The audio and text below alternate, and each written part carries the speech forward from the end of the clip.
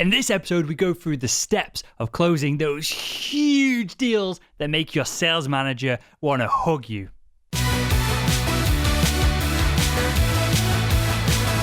Hello, Sales Nation, and welcome to today's episode of the Salesman podcast. On today's show, we have Mark Birch. He is the founder of the Enterprise Sales Forum, who put on events monthly across the world where you can meet sales professionals that are crushing it like you.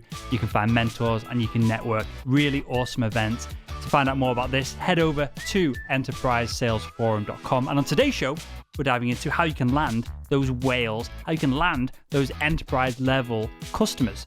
So with all that said, without further ado, let's jump in to today's episode. Mark, welcome to the Salesman podcast. Thank you. Thank you for having me. Really excited to be here. You're more than welcome, sir. I'm glad to have you on. And today we're going to talk about landing those enterprise, and I'm smiling as I say this because this is what I love about sales, but those enterprise size deals, those, and I don't want to put words in your mouth here, and you can perhaps define it for us in a second, but I see it as those whales, those deals that I fight over for 6 months, 12 months, 18 months, and then they come in and my sales manager, how to describe this without using my French, but essentially the sales manager shits the pants and gives you a pat on the back, and it's a well done, it's a big hurrah, and you get a nice letter or email or shake of the hand from senior management. That's what I get excited about, and that's what I want to talk about today's show. So with that said, do you have a definition or a way to separate these deals versus other ones? How do you define a enterprise level deal, Mark? I think first you got to understand what is an enterprise deal versus a transaction. I look at what I've done in my career as a complex sale. So you have multiple decision makers, you're dealing with very complex solutions that generally require a team to help implement and stand up in the organization. And it generally has pretty significant organizational impact. That's a big one. Oftentimes people will talk about, I just sold to the enterprise and they sold 5 licenses to a small department. That's not a large organizational impact. I think the other side of it is, I think there is a perspective on how you carve out your market, and that will change from company to company. Some companies will look at the size or number of employees. Some companies may take a look at revenue. In some other perspective, maybe here are a list of target accounts that are very notable or have large market share. So I think from an individual organization perspective, you just need to be able to define, as a sales organization, how are we carving out that market between what is small transactional stuff, what may be kind of mid-sized, mid-market, versus what are the real quote-unquote whales. Is this something that we should be sitting down with our sales manager or whoever is kind of leading a team here at the beginning of the year and pick out whether it's 1, 2, or 3 of these whales to potentially go after? Is this something that, as a organization that we're selling for, you need to start roping in other people within the organization at the very beginning versus going out, doing some prospecting and seeing if there's potential there? There's a lot packed in there because I think, one, it depends on where you are as an organization. So I deal a lot with startups, for example. And oftentimes it is kind of like, oh, let's look at a list of companies. They seem to need a solution like us, and let's just go after them and figure out how to get in at the bottom level, right? So there's that approach, a little bit ad hoc. But I think a much wiser approach is if you're a little bit more established, like you have a good sales team intact, you want to look at it from a top-down perspective. Here we're carving out our market. Your VP or head of sales is going to have kind of a definition of, okay, this is the overall market size. These are the types of companies we're looking for. Here are the personas, ideal customer profiles. And then we pull that down into how that actually translates from a management perspective, a rep perspective. And so you really do, I think if you want to have a very specific approach that's well laid out, I think at the beginning of the year, when you start to map out what we want to do from an organization perspective, it does need to be a team effort. Otherwise, one of these deals could definitely percolate, but your organization is just not ready for it. So let's stop on this, Mark, because you've said something here which is exactly what I wanted to come on to, and the startup world is probably the best example of this if we're in startup sales. Just for context for the audience, tell us what happens when a 10-person startup with some funding lands Oracle or Salesforce or whoever these huge organizations are. Is it always what I'm getting at, is it always positive if you were to land someone like that, or can you land a enterprise account too soon? Outcomes are very hit or miss. I've seen it be successful, to be the type of make the company deal that actually propels you into a real business. I've also seen these types of deals really cripple companies because you believe you're creating something, and you realize what you've done is you've locked yourself into a solution which only solves that one company's problem. And then you find that it's not applicable anywhere else. I've seen startups that I've been involved in as an advisor who have gone ahead and done that. They've landed the big name, like the big bank or manufacturer. And then all they were doing afterwards was just being a service provider. And they had no capacity to actually develop a product that would be market ready for and applicable to other companies that they want to sell to, because it's just so all consuming. But there's also certain situations when, as long as you can ensure that you cordon off, here's the product, here's the offering, and you have a very specific set of deliverables that don't get into consulting world or services world, then I think you can protect yourself somewhat. But you do need to think about, if I'm going to bring on a very large company as my very first customer, be cognizant going into that could be a situation that can go very wild. I always recommend early on, sell the companies that you can service and can love your product. And that's a very distinctive approach. That's why you see a lot of startups selling other startups. I'm not saying that that's a great approach either, but when you sell the companies that are that are more approachable, you're not trying to reach like the global 2000, then it's easier to work with those companies. And so those are some of the things overall to think about.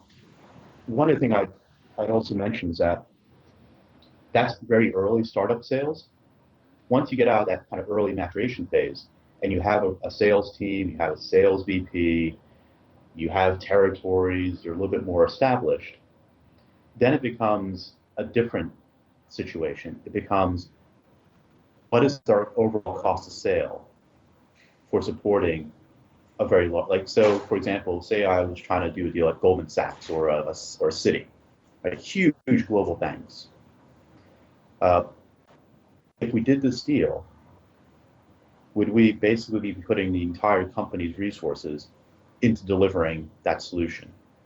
And if that's the case, you may need to actually pull back. So always be aware of that. It's a very different situation if you're a little bit more advanced and you're not this early stage startup, you're a mid-stage startup, late stage, you're a public company, what have you. Then you have processes in place to kind of manage that risk element of the delivery. So it's always, we're kind of getting more in like the delivery account management side than sales, but it is an important thing for folks to think about if you're a sales leader or you're a founder. If you're a sales rep, it's a different story. It's very exciting to get that whale. Yeah, the reason I asked, Mark, is that I've been in the scenario which you just described, and this is a multi-billion-dollar medical device company, one of the most prestigious in the industry, and they had, long story short, they had selling endoscopes and endoscopy equipment. They had a buy 3 endoscopes, get 1 free deal, and I had a big customer here in the UK, one of the biggest NHS trusts, and they jumped at this opportunity. And it turns out that the deal wasn't actually profitable. The point of it was to break into brand new accounts by getting a few endoscopes in there, and then you've got an excuse to be in the account to sell the camera systems and the more profitable items off the back of it. So I went in. I think the deal came to about 400 grand, which was a nice little sum for me, perhaps a quarter of my yearly target at that point. And the company I was working for and the management, they were mad at me for doing it when they'd give me this opportunity. They'd give me this great deal to put in front of customers, but they hadn't explained the nuances. So I landed this big account, and there was obviously a break-even point along the line of selling more equipment in there, but it was both my naivety being not having that wider business acronym, not having that wider business kind of background and thought on the profitability of my job and my role. So obviously I got a big commission out of that as well, which cuts down on the profitability of the company as well. And so I was perhaps being selfish and this is me trying to take responsibility for the deal itself, but I also wasn't informed well enough. So I just wanted to, perhaps we start the show slightly pessimistically here or playing devil's advocate, but I just wanted to give that context for the audience of, to do one of these big deals, there's multiple other threads that come along in it of supplying the equipment, supporting them after the fact, even just cash flow. If you're a smaller company or a medium-sized company dealing with some of these massive companies and they want 90-day terms or 45-day terms, all these things need to be perhaps considered, perhaps not by you, but you need to voice them up the food chain. And I think that would be interesting for the audience to kind of take note on as they go through these, so they can have more intelligent conversations internally and probably look smarter internally as well by having these conversations. So getting back onto the positive side of this conversation and closing these big deals, what happens differently in the selling process versus perhaps a more traditional sale of you go out and you prospect, you find the decision maker, then you find an influencer in the account, and then perhaps there's only 2 or 3 people that you deal with, you do some demos, then you close the deal and it gets fulfilled. How is that different to selling to the enterprise and these whale accounts that we're dead excited to talk about? You hit a lot more dead ends when you're prospecting into larger, right? So it's different if you're dealing with a 1,000-person company.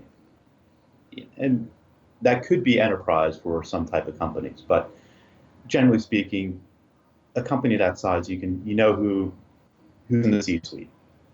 You know who all the VP or SVPs are. You can find them on LinkedIn. It's not that hard to navigate. Contrast that with trying to prospect into a company like a GE or Philips or Schneider Electric. Massive companies, over 100,000 employees. Where do you start? So that's the very first question you got to ask yourself is, where am I going to land? Who am I going to talk to? So you do need to do a bit of research before you just kind of go whole hog and find your way throughout these companies, because it's going to take a while to get someone interested enough, and you're going to go through a lot of no's, a lot of dead ends, a lot of just silence before you hit upon someone who can take what you're presenting as a value proposition, as a problem statement, and say, yeah, I think that's something that, 1, I feel, and 2, I can see that this could be applicable here and have an impact. Right? So that's just the very first thing. You need to understand that lay of the land and have a very structured approach in terms of your prospecting. And the other thing I say is, because these organizations are so large, it's very hard to just try to sell bottom up. Everyone always tells you, sell high, sell high.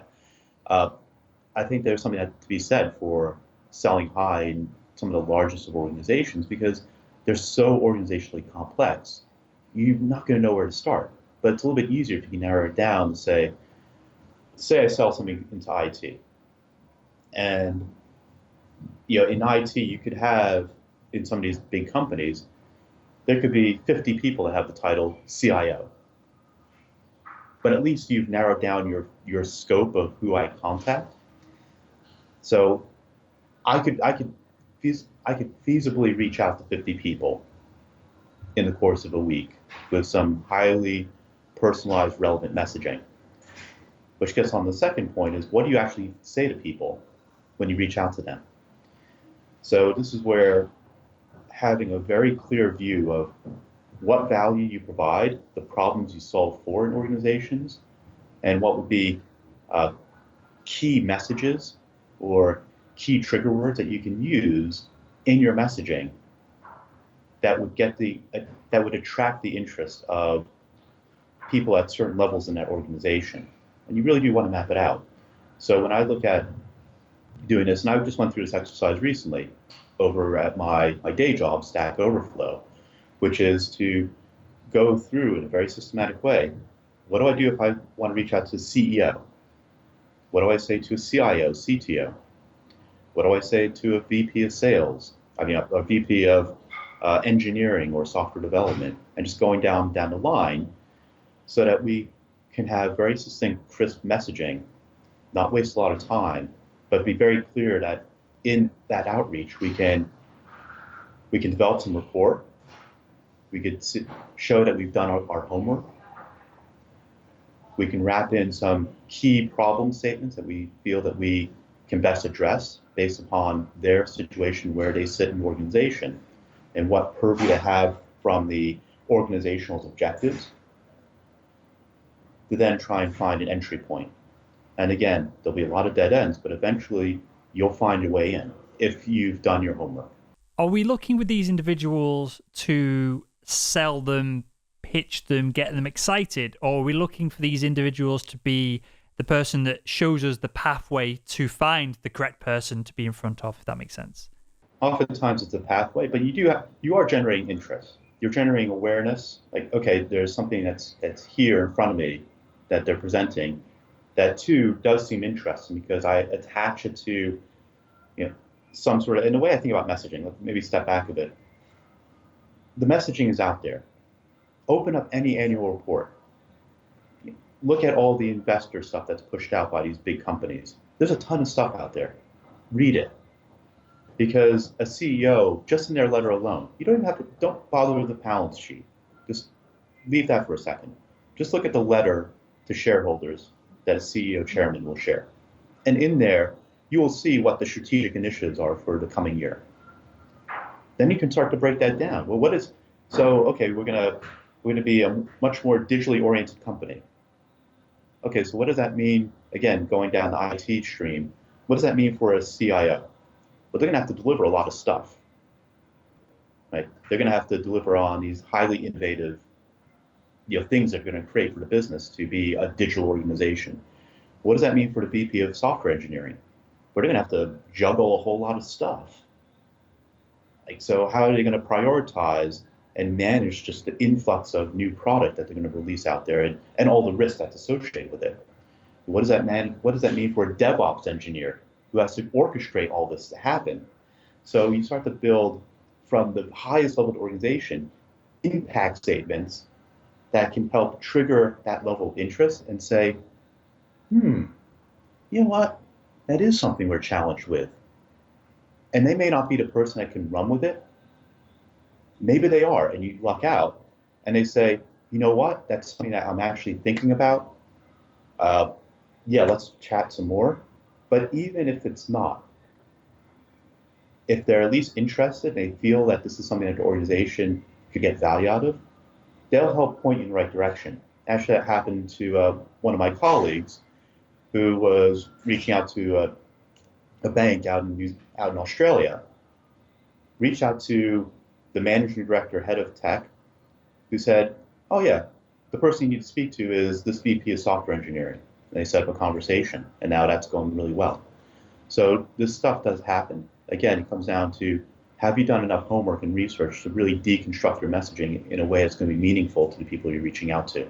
Let's get super practical here. I think there's an opportunity to either make me look really daft in the next few weeks, or to paint a really good story here, Mark. So LinkedIn is probably the big companies, the only company that we don't do any business with, and we probably should, because all our audience are on LinkedIn. All our audience are using either the free version or the Sales Navigator, and it just time essentially, and everything else has been fulfilled in the ad space that we've got. We're always kind of oversubscribed with ad space, but I feel like I should be doing, at least having conversations with LinkedIn, if not doing business with them regularly, like we do with the Salesforces, the HubSpots, and everyone else in this kind of space. So let's use this as an example, because I've never reached out to them. I've never made an approach. I've not done, other than the obvious stuff, my homework on them. So we'll use this as a kind of mini case study in the next 5-10 minutes.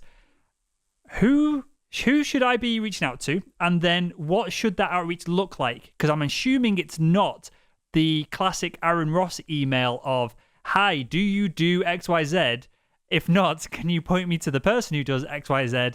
Which obviously gets deleted and blocked and in spam folders immediately as soon as anyone with any kind of knowledge of the sales space sees it. So what homework should I be doing for LinkedIn, and how should I be strategizing my approach to getting in contact with them and having a conversation? Well, first, you need to map it out as an organization, right? So who's in charge? Jeff Weiner, Reid Hoffman, they're tightly integrated. I think that reaching out to them actually makes a ton of sense in this instance.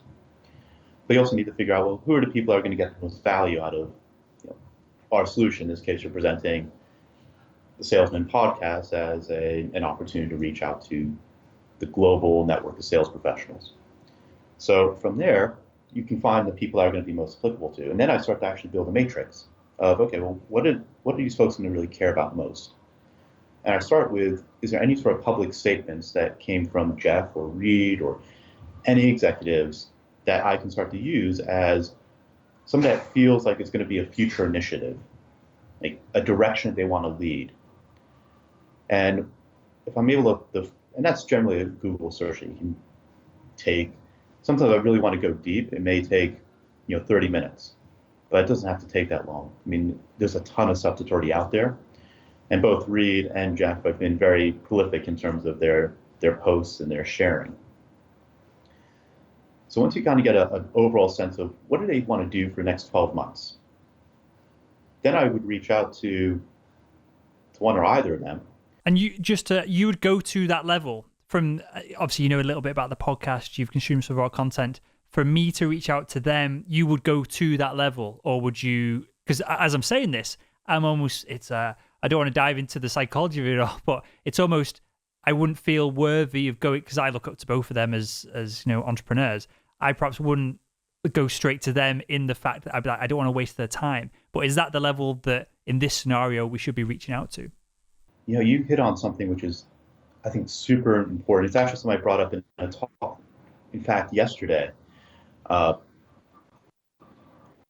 sales professionals, we feel that we're somehow unworthy. Like, I can't talk to the CEO of a company. Here's the thing. If you have something important to say that you believe is intimately relevant to who they are as a person and what they're trying to execute upon, then you have every right to, in fact, maybe a moral obligation to reach out and introduce yourself and what you can present as that could help that person, solve a problem or reach an objective or, accelerate growth, whatever it may be. So I never hesitate to reach out to very senior people in any instance, as long as I feel very confident that I could present something of value. Now, it doesn't mean that someone at a Reid or Jeff level is necessarily going to engage. Or if they do engage, it's mainly going to be, well, you should talk to XYZ.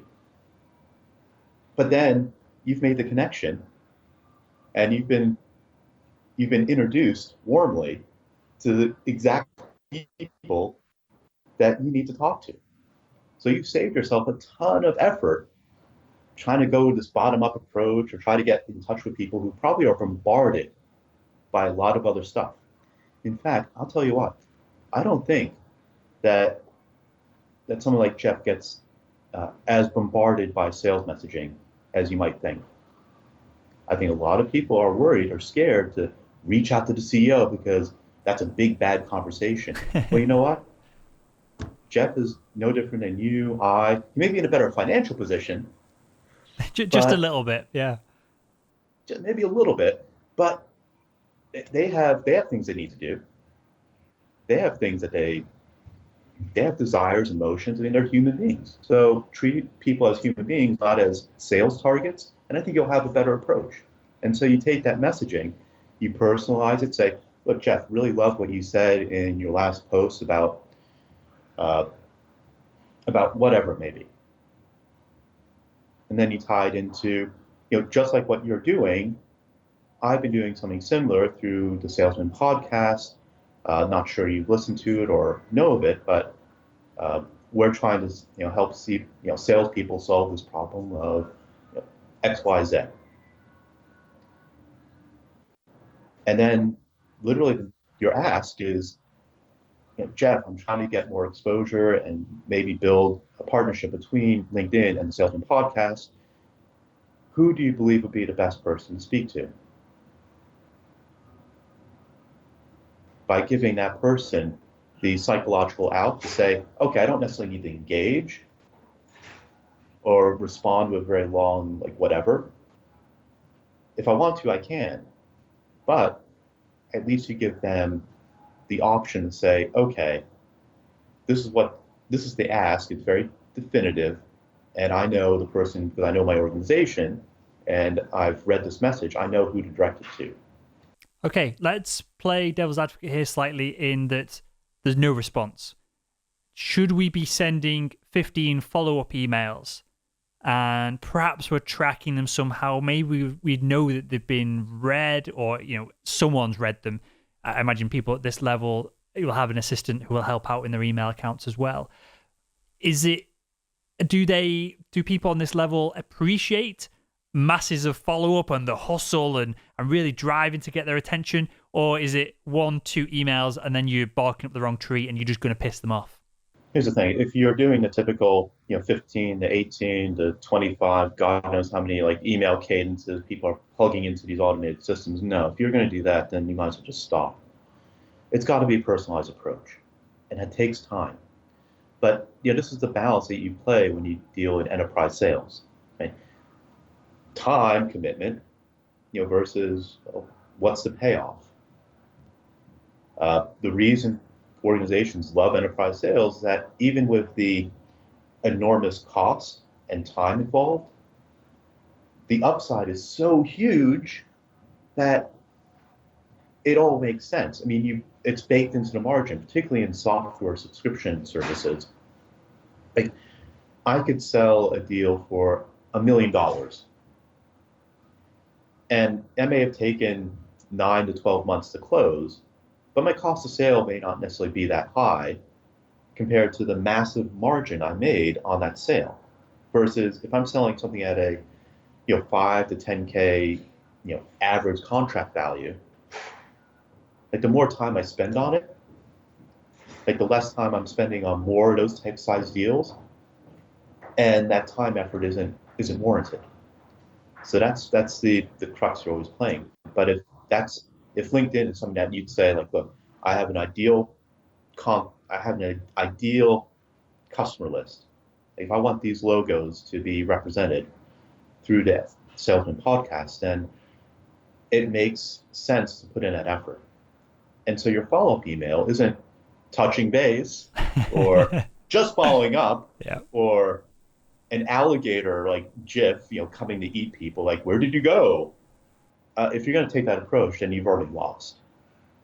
Executive level engagement means you are trying to be insightful, informative, valuable.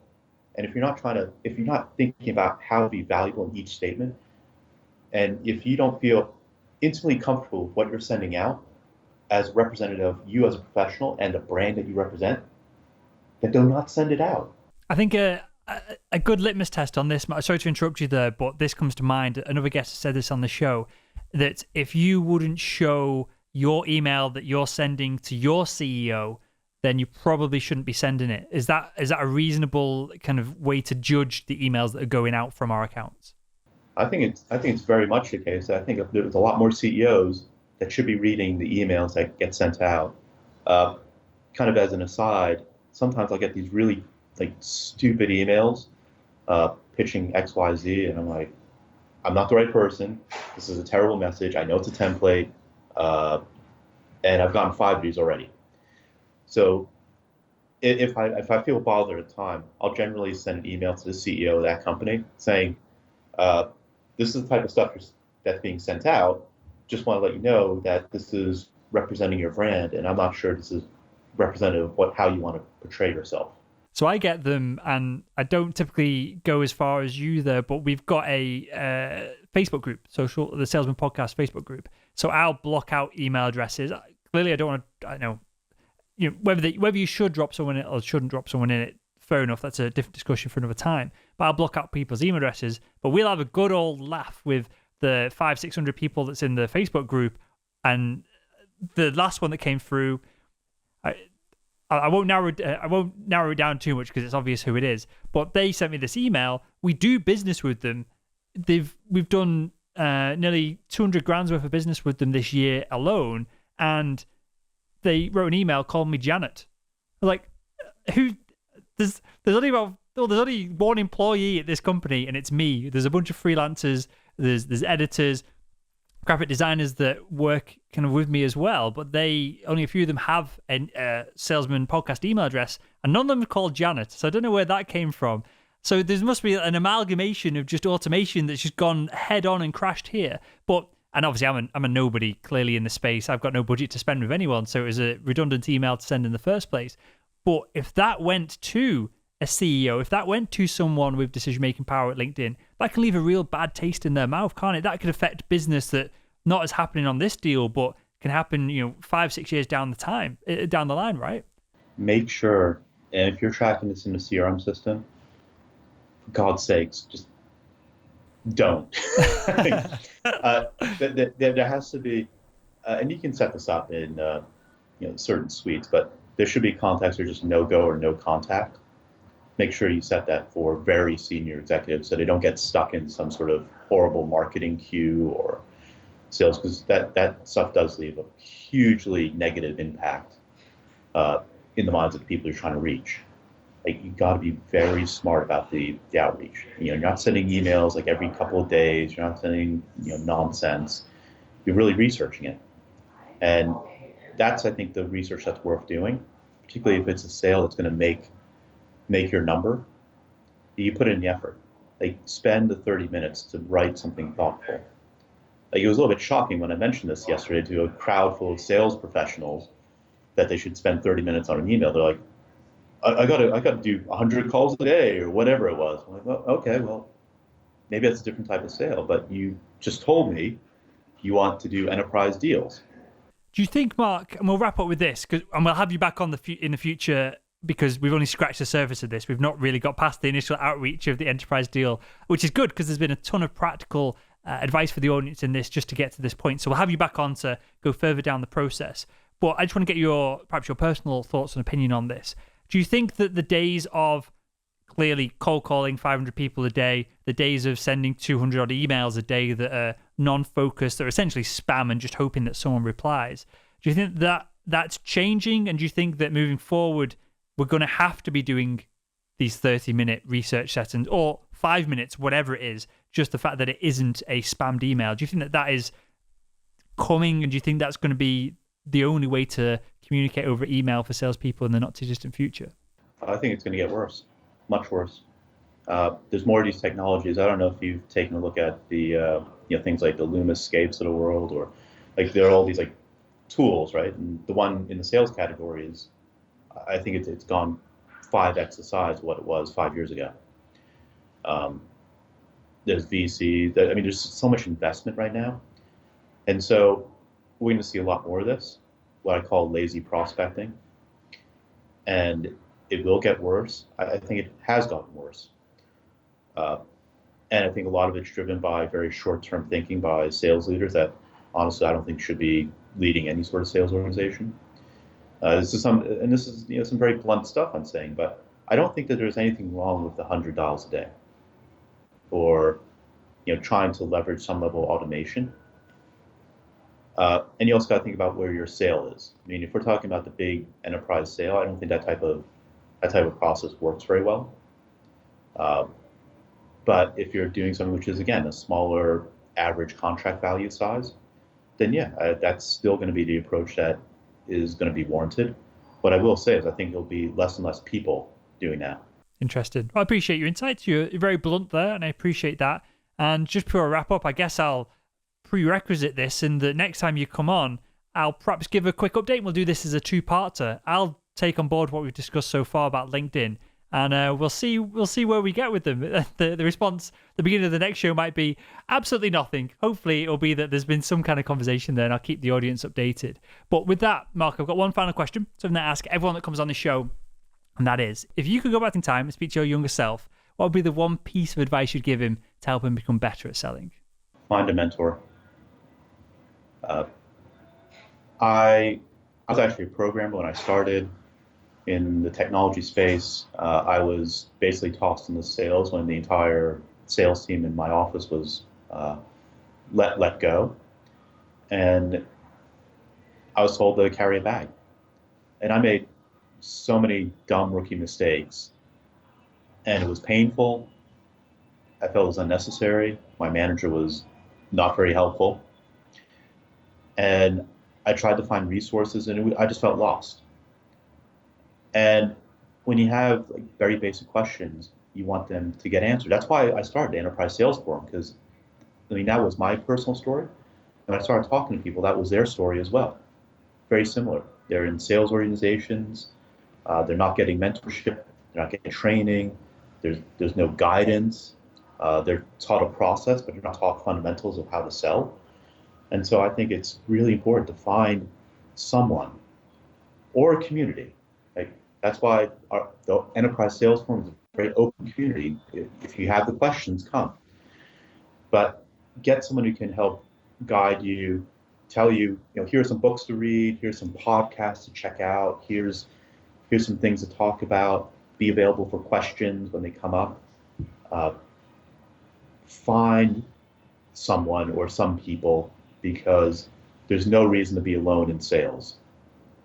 It seems scary and all that.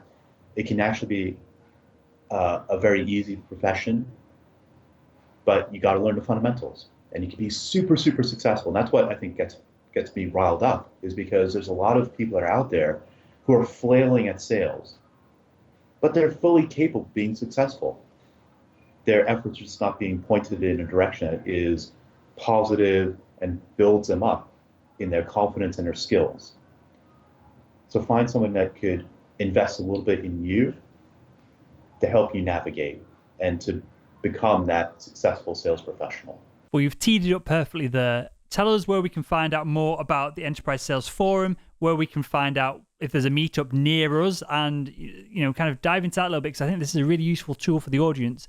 And I feel personally, if I can give my thoughts on it, if I had a meetup up here in the north when I was in sales, I think that would have given me the edge to carry on in my medical device sales role. So my last few months, 6 months, I was hitting target, but I was miserable. I was getting pestered. I was getting pulled one way or another. There was friction between me and my manager, and I didn't have an outlet. You can only moan to your girlfriend for so much about these kind of things, especially when she's a doctor and she's got people like dying in front of her all day. So when I say my boss was a bit rude to me, it just kind of like brushes over her, and friends as well. So I don't have any friends in this sales. My close friends, my oldest friends, none of them are really in the business space. So it's difficult to talk to and relate to them as well. So having a group of men, women who are both potential mentors and then both potential people that you can just speak to and relate to as well, I think that's really valuable. So tell us where we can learn more about this. Yeah, absolutely. The easiest way is to go to enterprisesalesforum.com. There's a box there. Type in your email address, click join us, and you'll be part of the newsletter that goes out every Thursday afternoon. And in there, there'll be generally an essay, some resources that you can use, a listing of our events worldwide. And just let folks know, we have 24 different chapters around the globe. We had a group in London that we're now putting some more effort into. So in September, we haven't set the date, but in September, we'll have the launch of the London Enterprise Sales Forum, and that will be a monthly gathering with sales talks.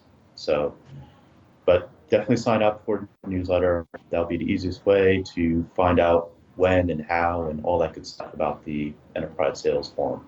Amazing stuff. Well, I'll link to that in the show note to this episode over at salesmanpodcast.com as well. And with that, Mark, I want to thank you for your time, the good work that you're doing clearly behind the scenes to grow this community and to put a positive spin on all of this. I appreciate that, mate, and the audience, Sales Nation, does as well. And with that, I want to thank you for joining us on the Salesman podcast. Love it. Thank you so much. It's been a pleasure.